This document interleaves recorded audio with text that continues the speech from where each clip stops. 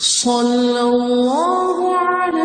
محمد صلی اللہ علیہ وسلم۔ اعوذ باللہ من الشیطان الرجیم، بسم اللہ الرحمن الرحیم، والصلاة والسلام علی رسولہ الکریم۔ بخاری شریف کتاب الجماع والامامہ جاری ہے، اور بڑا اہم باب آج ہم پڑھیں گے، جس سے ہمیں اسلام کی وسعت کا اور اس کے اندر انسانوں کی برابری کا اور بہت سی دوسری چیزوں کا پتہ چلے گا انشاءاللہ۔ آج کے باب کا عنوان ہے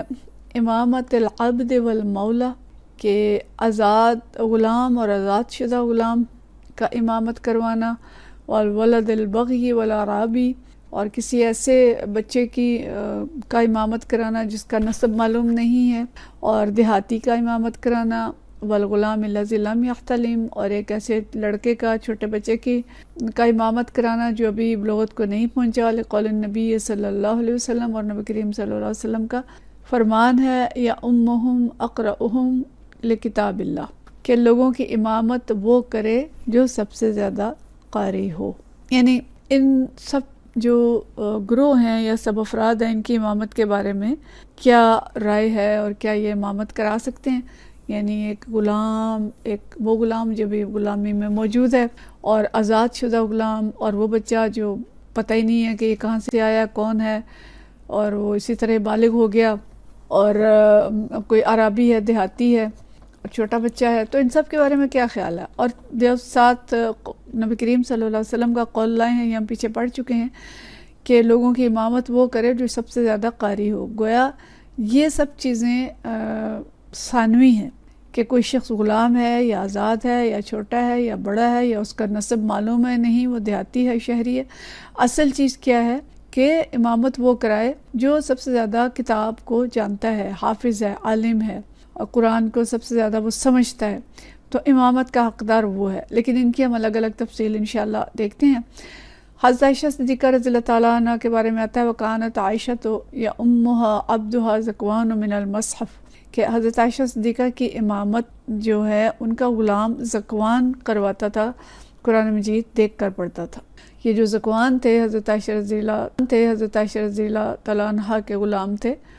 اور یہ یعنی آزاد کردہ غلام نہیں تھے، بلکہ اس وقت غلام ہی تھے، اور یہ امامت کراتے تھے۔ اس میں حضرت عائشہ رضی اللہ تعالیٰ عنہ بھی ان کے پیچھے نماز پڑھتی تھی، اور ہمیں پتہ چلتا ہے کہ اور بھی بہت سے افراد ہوتے تھے جو ان کے پیچھے نماز پڑھا کرتے تھے، اور غالباً یہ رمضان کی یا نفل نماز جس کے اندر قرآن پڑھا جاتا ہے، اس کا یہ ذکر ہو رہا ہے جو کیا جا رہا ہے۔ تو پہلی بات یہاں پہ کی کہ غلام، کہ امامت العبد، کہ غلام جو ہے وہ نماز پڑھا سکتا ہے نہیں، اور المولا، مولا کہتے ہیں آزاد شدہ غلام کو، اور غلام وہ ہے کہ جو ابھی غلامی میں موجود ہے۔ دو الفاظ یہ، یعنی آزاد شدہ غلام اور غلام۔ تو غلام اور مولا کی امامت، تو اس کی کیا مطلب ہے کہ یا غلام امامت کرا سکتا ہے، یا آزاد شدہ تو کرا سکتا ہے۔ اچھا، اب اس میں بات یہ ہے کہ جو آزاد شدہ غلام ہے اس کی امامت تو سب کے نزدیک درست ہے، اس میں کوئی کسی کا اختلاف نہیں ہے کہ جو آزاد ہو گیا وہ تو پھر آزاد شخص ہو گیا، وہ تب غلام رہا ہی نہیں، تو وہ امامت کرا سکتا ہے، اس میں کسی کا کوئی اختلاف نہیں ہے۔ لیکن وہ شخص جو بھی غلام ہے، تو اس کی امامت کے بارے میں جو فقہ حنفی ہے، احناف کہتے ہیں کہ اس کی امامت مکروہ ہے، اور اس بنا پہ ہے کہ وہ اپنے آقا کی خدمت میں مصروف ہوتا ہے، شرعی احکام سیکھنے کا اس کو موقع نہیں ملتا، تو ہو سکتا ہے کہ وہ امامت کے دوران صحیح اصولوں کے مطابق نماز نہ پڑھا سکے۔ لیکن اسی سے پھر یہ بھی بات نکلتی ہے کہ اگر وہ اس غلامی کے باوجود وہ دین سیکھ لیتا ہے، اور وہ عالم ہے، اور شریعت اور نماز کے احکام کو جانتا ہے، تو پھر وہ امامت کرا سکتا ہے۔ اسی طرح جو زکوان تھے، اب یہ غلام تھے، اس وقت یہ آزاد شدہ نہیں تھے، اور اسی دلیل کو وہ لائے ہیں کہ وہ غلامی کے باوجود امامت کراتے تھے، اور ان کے پیچھے صحابہ تھے، حضرت عائشہ رضی اللہ تعالی عنہا تھی، اور باقی صحابہ اور صحابیات بھی ان کے پیچھے نماز پڑھتے تھے۔ اچھا، اب یہاں پہ ایک اور بات آ رہی ہے کہ زکوان جو تھے وہ مصحف کو دیکھ کے نماز پڑھاتے تھے، یا امہا عبدہا زکوان من المصحف، کہ وہ قرآن سامنے کھول لیتے تھے اور وہ کھول کے دیکھ کے نماز پڑھاتے تھے۔ اب اس میں بھی اختلاف ہے، اور حنفیہ کہتے ہیں کہ اس طریقے سے نماز نہیں ہوتی، کہ جو دیکھ کے نماز پڑھا رہا ہے تو یہ درست نہیں ہے۔ لیکن حضرت عائشہ رضی اللہ تعالیٰ عنہ کے نزدیک اس قسم کی نماز جو ہے وہ جائز ہے۔ اچھا اب اس میں حضرت حسن بصری، امام مالک بھی کہتے ہیں کہ یہ جائز ہے. امام ابو یوسف اور امام محمد جو کہ حضرت امام ابو حنیفہ کے شاگرد ہیں، وہ دونوں بھی کہتے ہیں کہ دیکھ کے نماز پڑھانی جائز ہے. اور یہ ذہن میں رکھیں کہ یہ نفل نماز کے بارے میں ہے، اور شاید تراویح کی نماز ہے یا نفل نماز جو ہے اس میں دیکھ کے پڑھانا درست ہے، لیکن اس کے علاوہ اگر فرض نماز ہے تو اس کے اندر ایسا کوئی بھی اجازت نہیں دیتا. تو یہاں پہ جو چیز مطلب اس میں اختلاف ہے، اور اختلاف فقہ حنفی کا ہی زیادہ ہے کہ ان کے خیال میں نماز فاسد ہو جاتی ہے کتاب کو دیکھ کے، قرآن کو دیکھ کے پڑھنے سے. لیکن وہ بھی یہ کہتے ہیں کہ اگر وہ شخص جو نماز پڑھا رہا ہے اس کو ویسے قرآن یاد ہے،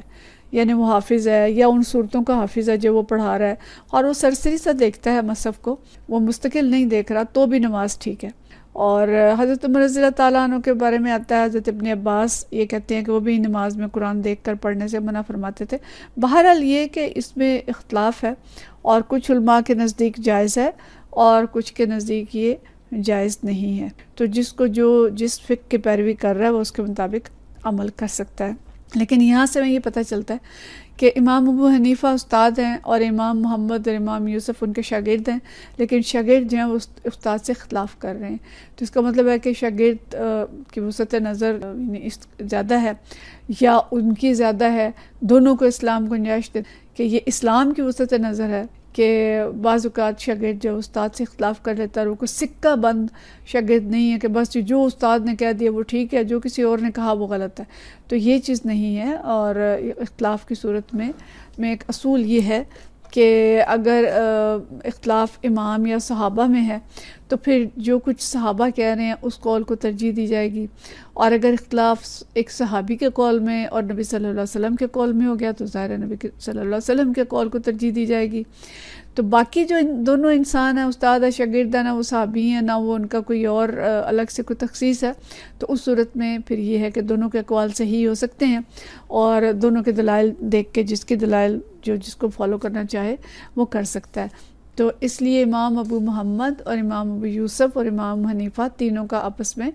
اختلاف ہے. لیکن یہ کہ اس اختلاف کو بھی ہم وسعت نظر کہیں گے اور دین کی وسعت کہیں گے کہ وسعت ہے کہ اس اختلاف کے ساتھ بھی وہ ادب، احترام اور محبت قائم رہتی ہے، اور یہ نہیں ہے کہ بس یہ اپنی ایک 1.5 اینٹ کی مسجد لے کے الگ ہو جائیں. یہ پسندیدہ نہیں ہے. لیکن اختلاف کے ساتھ بھی استاد اور شاگرد بھی وہ اکٹھے رہ سکتے ہیں، اور اسی جو مسلک ہے اس کے اندر بھی اور الگ مسلک کے اندر بھی رہ سکتے ہیں. اچھا اب اس کے بعد جو اگلی چیز آتی ہے کہ وولد البغی والعرابی، کہ وہ بچہ جس کی نہیں معلوم کہ بھئی اس کا باپ کون ہے، ہو سکتا ہے کسی وہ غلط کام کے نتیجے میں وہ بچہ پیدا ہوا ہو، اور دیہاتی کی امامت. تو اس میں بھی جو ایسا بچہ ہے جس کے بارے میں معلوم نہیں ہے، تو اس پہ فقہا کی اکثریت یہ کہتی ہے کہ ظاہر لوگوں کو اس سے نفرت ہوتی ہے کہ یہ ولد الزنا ہے، تو اس کے پیچھے نماز پڑھنے سے کراہت ہوتی ہے. لیکن اس میں باقی علماء یہ کہتے ہیں کہ اگر کوئی بچہ ایسا ہے لیکن وہ دین کا علم اس نے حاصل کر لیا، وہ حافظ بھی بن گیا، قاری بھی بن گیا، تو اس کی پیدائش میں تو اس کا کوئی قصور نہیں ہے، تو وہ پہنچ گیا تو اس کے پیچھے نماز پڑھی جا سکتی ہے. اور ایک دیہاتی عالم ہے اور عالم ہے، دیہاتی ہے لیکن عالم ہے، تو اس کے پیچھے بھی امامت ہو سکتی ہے، نماز یعنی اس کے پیچھے ہو سکتی ہے. اور پھر وہ غلام یعنی وہ بچہ جو ابھی بلوغت کو نہیں پہنچا، وہ امامت کرا سکتا ہے کہ نہیں. یہاں امام شافعی کا مسلک یہ ہے کہ وہ امامت کرا سکتا ہے، اور امام ابو حنیفہ کا مسلک ہے کہ اس کے پیچھے نماز نہیں ہوگی. تو یہ اختلافات دین کے جو ہیں یہ برکات بھی ہیں، یہ دین کی وسعت بھی ہے، یہ گنجائش بھی ہے، اور اس سے ہم فائدہ بھی اٹھا سکتے ہیں. لیکن اس میں یہ نہیں ہونا چاہیے کہ اپنے مسلک پہ اتنے پختہ ہو گئے کہ دوسرے پہ کفر کے فتوے لگ گئے. یہ چیز پسندیدہ نہیں ہے. یہ دین کی وسعت کی علامت ہے کہ ہر ایک کے پاس اپنے دلائل ہیں، اور ہر ایک نے اپنے کچھ حدیث پہ کچھ آیات پہ اس کی بنیاد رکھی ہے. تو اس لیے یہ دین کی وسعت ہے جس کو میں تسلیم کرنا چاہیے، اور کسی ایک چیز پہ اصرار کر کے ایک فرقے کو درست اور دوسرے فرقے کو غلط، یا اس پہ فرقہ پرستی کر لینا، یہ چیز درست نہیں ہے. اور یہ حدیث حضرت نافع ابن عمر نافع عن ابن عمر قال، حضرت نافع جو ہیں یہ ہمیں پتہ ہے یہ مولا ابن عمر تھے، ابن عمر کے آزاد شدہ غلام تھے، اور یہ حضرت ابن عمر سے روایت کرتے ہیں عبداللہ بن عمر سے. قال لما قدم المہاجرون الاولون العصبۃ، کہ جب مہاجرین جو ہیں یہ تشریف لائے تھے مدینہ میں، اور مہاجرون اولون جو بالکل جنہوں نے شروع میں ہجرت کی تھی، تو جب وہ تشریف لائے، اور وہ اسبا ایک جگہ کا نام ہے، موضع بالقباء ہے کہ جو قباء کے مقام پہ یہ جگہ تھی اسبا، وہاں پہ وہ تشریف لائے قبل مقدم رسول اللہ صلی اللہ علیہ وسلم، نبی کریم صلی اللہ علیہ وسلم کی تشریف آوری سے پہلے۔ کانا یا امہم سالم مولا ابی حذیفہ، تو وہ صحابہ جو تشریف لے آئے تھے پہلے، ان کی امامت حضرت سالم کرواتے تھے جو مولا ابن حذیفہ تھے، ابی حذیفہ تھے، جو حضرت ابو حذیفہ کے آزاد کردہ غلام تھے۔ اچھا، یہ حضرت ابو حذیفہ کے غلام تھے، اور حضرت ابو حذیفہ جو ہیں انہوں نے ان کو آزاد کیا، بہت ہی ماشاءاللہ دین سیکھ گئے تھے ان کے ساتھ، عالم بن گئے تھے بہت بڑے، انہوں نے آزاد کیا اور ان کو بیٹا قرار دے دیا، اور ان کو پھر سالم بن حذیفہ کہا کرتے تھے، لیکن بعد میں جب یہ آیا کہ ان اصل باپ کے نام سے پکارو، تو پھر ان کو سالم مولا ابی حذیفہ کہا جانے لگا۔ لیکن یہ بھی دیکھیں کہ یہ بھی اسلام کی کتنی بڑی ایک وسعت ہے کہ غلام بھی اتنے پڑھے لکھے تھے، اتنا دین سیکھنے والے تھے، حافظ تھے، اور امام بن گئے تھے، اور ان کو مقام کیا ملا کہ جو ان کے مالک ہیں ان کو بیٹا قرار دے رہے تھے۔ ہمیں یہ مثال نبی کریم صلی اللہ علیہ وسلم کی بھی مل رہی ہے، حضرت زید کو بیٹا قرار دے لیا تھا، پھر حضرت اسامہ رضی اللہ تعالیٰ عنہ کو جو مقام ملا۔ تو یہ بھی جو حضرت سالم جو تھے، یہ بھی چونکہ عالم بن گئے تھے تو یہ امامت کراتے تھے، اور وکانا اکثرہم قرآناً، اور یہ جو ہیں قرآن کو سب سے زیادہ یاد رکھنے والے تھے، قرآن سب سے زیادہ پڑھنے والے تھے۔ تو یہاں سے ہمیں پتہ چلتا ہے کہ غلام آزاد شدہ ہے تو وہ امامت کرا سکتا ہے، اور غلام کی امامت نہ کر سکنے کی وجہ یہ بتائی گئی تھی کہ وہ احکام شرع کا واقف نہیں ہوتا، لیکن اگر وہ شریعت کا واقف ہو گیا ہے تو وہ بھی کرا سکتا ہے، اور آزاد شدہ تو بالکل کرا سکتا ہے۔ اور ان ساری باتوں سے ہمیں جو سبق ملا وہ یہ کہ اسلام میں مراتب جو ہیں وہ نہ تو آزادی اور غلامی، اور نہ نسب، اور نہ شہری اور دیہاتی، بلکہ کس بنا پہ ہیں؟ علم اور تقوی کی بنا پہ۔ کوئی فرد غلام ہے، آزاد شدہ غلام ہے، لیکن وہ علم میں آگے بڑھ گیا، اور ہمیں بہت سارے غلاموں کے نام ملتے ہیں، جیسے حضرت نافع دیکھیں، حضرت ابن عمر کے غلام تھے، مولا تھے، یہ بھی آزاد شدہ تھے۔ اسی طرح بہت سارے ہمیں نام ملیں گے، ابن سیرین کا نام بھی، بہت سارے ہمیں نام ملیں گے، ابن سیرین کا نام بھی آتا ہے، اور تاریخ بھری پڑی ہے اسلام کے ان غلاموں سے اور آزاد شدہ غلاموں سے جو اپنے بعض اوقات جو ان کے مالک تھے ان سے بھی زیادہ علم میں آگے بڑھ گئے، اور ان سے زیادہ تقوی والے ہو گئے، اور وہ امام بھی بنے اور استاد بھی بنے۔ تو یہ ہے دین اسلام، جس کے نزدیک اصل جو معیار ہے فضیلت کا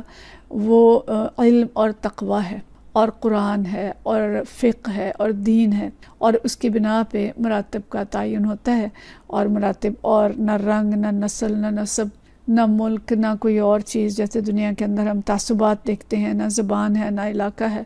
نہ ملک ہے، نہ عجمی اور عربی ہے، بلکہ صرف اور صرف ان اکرمکم عند اللہ اتقاکم، کہ تم میں سے بہترین اور اکرام والا اور عزت والا وہ ہے جو تقوی والا ہے، اور امامت کا حقدار وہ ہے جس کے پاس علم سب سے زیادہ ہے، اور ان میں سب سے آگے نکلا ہوا ہے، جو قرآن کو زیادہ سمجھتا ہے، قرآن کو زیادہ پڑھتا ہے۔ نبی کریم صلی اللہ علیہ وسلم کے فرمان کے مطابق یا امہم اقرأہم لکتاب اللہ، کہ امامت وہ کرائے جو سب سے زیادہ قرآن کا قاری ہو، اور قاری ہی نہیں، صرف جو اس کو علماء نے لکھا ہے قرآن کی سمجھ بھی رکھتا ہو، اور حافظ اور عالم بھی ہو۔ وآخر دعوانا ان الحمدللہ رب العالمین۔